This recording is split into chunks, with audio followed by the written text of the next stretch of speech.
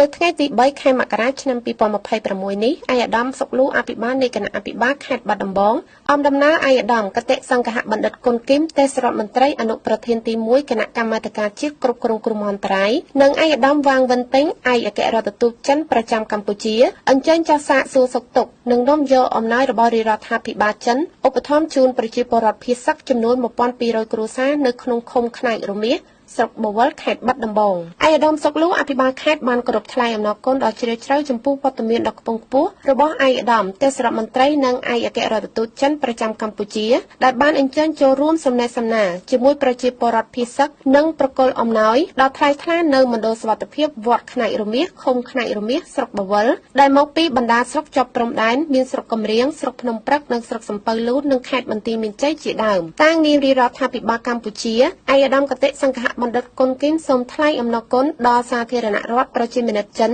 ដែលបានបញ្ជូនជំនួយមកកម្ពុជាដែលនេះជាការរួមចំណែករំលែកការលំបាកជាមួយរាជរដ្ឋាភិបាលពិសេសជនភៀសសឹកដែលជានិច្ចការភាគីមិត្តចិនតែងតែគ្រប់គ្រងនិងផ្ដល់កិច្ចសហប្រតិបត្តិការទៅវិញទៅមកក្នុងឱកាសដ៏ថ្លៃថ្លានេះឯកឧត្តមវាងវិនពេញឯកអគ្គរដ្ឋទូតចិនប្រចាំកម្ពុជាបានបង្ហាញក្តីរីករាយដែលបាននាំយកជំនួយមនុស្សធម៌ដែលផ្ដល់ដោយរាជរដ្ឋាភិបាលចិនមកឧបត្ថម្ភជូនពលរដ្ឋភៀសសឹកជាមួយនឹងឯកឧត្តមគតិសង្ឃបណ្ឌិតគុណគឹមទទួលបន្ទុកបេសកកម្មពិសេសអនុប្រធានទី1គណៈកម្មាធិការជាតិគ្រប់គ្រងគ្រោះមហន្តរាយឯកឧត្តមឯកអគ្គរដ្ឋទូតចិនប្រចាំកម្ពុជាបានជូនពរប្រជាជនកម្ពុជាដែលរងផលប៉ះពាល់ពីចំនួនព្រំដែនទាំងឡាយនឹងឆាប់បានវិលត្រឡប់ទៅផ្ទះវិញនិងឆ្ពោះទៅរកប្រក្តីភាពជីវភាពយ៉ាងឆាប់រហ័សក្នុងនាមជាមិត្តដៃថែមនៃប្រទេសកម្ពុជាភាគីចិននឹងគាំទ្រកម្ពុជារក្សាស្ថិរភាពនិងការអភិវឌ្ឍឈានទៅរកភាពរុងរឿងនិងការស្ដារឡើងវិញដូចពេលមុន